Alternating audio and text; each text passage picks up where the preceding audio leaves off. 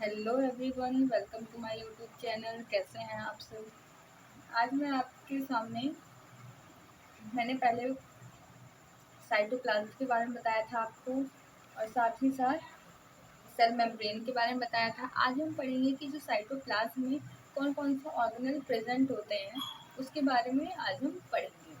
तो सबसे पहले आज हम पढ़ते हैं माइटोकॉन्ड्रिया के बारे में।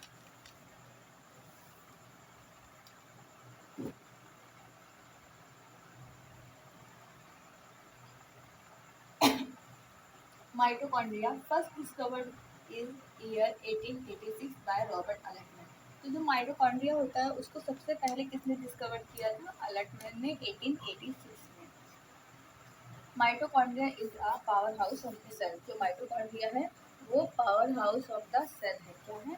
Power house of the cell. Okay. जो माइटोकॉन्ड्रिया होता है, ये जो हमारे माइटोकॉन्ड्रिया होता है, इसको हम लोग powerhouse of the cell इसलिए कहते हैं क्योंकि जो सेल का रिस्पायरेशन होता है, जो सेलुलर रिस्पायरेशन होता है, उस टाइम पर जो एनर्जी रिलीज होती है, उसी के कारण इसको क्या कहते हैं हम लोग? Powerhouse of the cell. मतलब जब सेलुलर रिस्पायरेशन होता है तो ये एनर्जी को रिलीज करने के लिए क्या होता है? रिस्पॉन्सिबल होता है। ओके। अब बात करते हैं फंक्शन की। The main function of the mitochondria is the production of ATP. तो जो माइटोकॉन्ड्रिया का एक मेन फंक्शन क्या है? ये एटीपी का प्रोडक्शन करता है। ये इसका जो काम है, ये क्या करता है? एटीपी का प्रोडक्शन करता है। देखिए, मैंने एक माइटोकॉन्ड्रिया बनाया है। अब इसको मैं आपको डायग्राम के हेल्प से आपको समझाऊंगी। ये एक माइटोकॉन्ड्रिया है जिसमें छोटे छोटे क्या पाए जाते हैं? ये है ग्रेनुल्स पाए जाते हैं। ओके। और दूसरा क्या है? ये जो इसकी जो साइड वाली जो है, ये हमारी क्या है? Outer membrane. मैंने आपको पहले बताया था आउटर मेम्ब्रेन क्या होती है। इसको हम लोग प्लाज्मा मेम्ब्रेन भी बोलते हैं। और जो ये इस पे छोटे छोटे ऐसे क्या पाए जाते हैं? F1 पार्टिकल्स पाए जाते हैं। क्या पाए जाते हैं? F1 particles.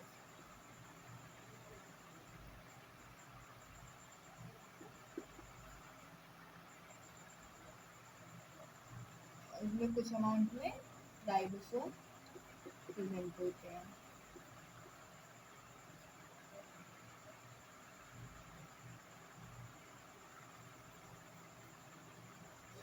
तो आपको माइटोकॉन्ड्रिया के बारे में समझ आया है। अब हम लोग बात करते हैं राइबोसोम के बारे में। Ribosome are the small structure and it is composed of RNA and protein। तो जो राइबोसोम होता है एक स्मॉल स्ट्रक्चर होता है जो कि किससे? आरएनए और प्रोटीन से बना होता है। Okay. They present in cytoplasm in the form of the small cluster. ये साइटोप्लाज्म में प्रेजेंट होता है एक स्मॉल क्लस्टर में। मैंने आपको बताया था कि ये हमारा सेल मेम्ब्रेन है, आउटर वाले। ये बीच में ये सारे ऑर्गेनल्स प्रेजेंट है, और यहाँ हमारा क्या प्रेजेंट होता है? साइटोप्लाज्म प्रेजेंट होता है। और इसी जगह पे हमारा ये इसमें जैसे माइटोकॉन्ड्रिया प्रेजेंट हो गया, जैसे राइबोसोम प्रेजेंट हो गया, गोल्जी अपार्टस प्रेजेंट हो गया, ऐसे ऐसे सब जो ऑर्गेन होते हैं प्रेजेंट होते हैं। और राइबोसोम भी इसी साइटोप्लाज्म के अंदर क्या होता है? प्रेजेंट होता है एक क्लस्टर फॉर्म में। जो राइबोसोम होते हैं वो टू टाइप्स के होते हैं। एक होता है 70S और सेकंड होता है 80S। ओके। जो 70S होता है वो दो यूनिट से मिलके बना रहता है। पहला होता है 50S और दूसरा 30S। और जो 80S होता है वो भी दो यूनिट से मिलके बना होता है, 60S एंड 40S।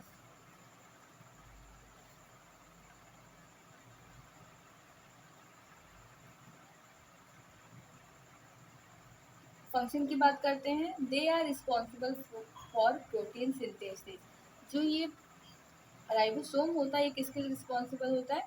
प्रोटीन के संश्लेषण में राइबोसोम होता है, रिस्पॉन्सिबल होता है।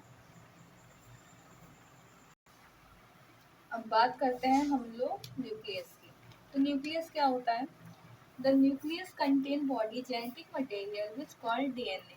जो न्यूक्लियस होता है उसमें क्या प्रेजेंट होता है? जेनेटिक मटेरियल प्रेजेंट होता है, जिसको हम लोग क्या कहते हैं? डीएनए।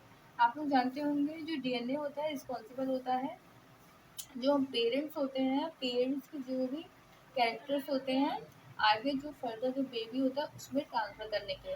जैसे कि अगर मदर के जो हेयर है वो ब्राउन है तो चांसेस होगा बेबी का भी हेयर है ब्राउन हो सकता है। अगर फादर की आईज ब्राउनिश कलर के हैं तो मदर जो बेबी का आईज है वो भी ब्राउनिश कलर का हो सकता है। इसका मतलब जो न्यूक्लियस होता है, nucleus contain the body, nucleus के अंदर डीएनए प्रेजेंट होता है जो कि जेनेटिक मटेरियल होता है। It is present in the thread like structure like fibre, we call it chromosome. जो न्यूक्लियस में ये न्यूक्लियस होता है, इसमें एक ऐसा ये है, एक थ्रेड लाइक स्ट्रक्चर होता है। क्या होता है? थ्रेड लाइक स्ट्रक्चर होता है, जिसको हम लोग क्या कहते हैं? जिसको हम लोग ये सॉरी ये क्रोमेटिन है, क्रोमेटिन कहते हैं। क्या कहते हैं?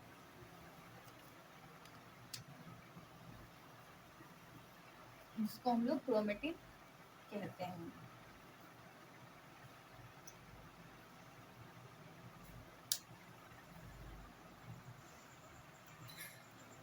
तो आपको मैंने आपको न्यूक्लियस के बारे में बताया, माइटोकॉन्ड्रिया के बारे में बताया और किसके बारे में? राइबोसोम के बारे में बताया। अगर इसमें आपको कोई भी डाउट हो तो मुझे कमेंट में ज़रूर बताइएगा। कैसी लगी आपको मेरी वीडियो? सब्सक्राइब करना ना भूलिएगा। Thank you.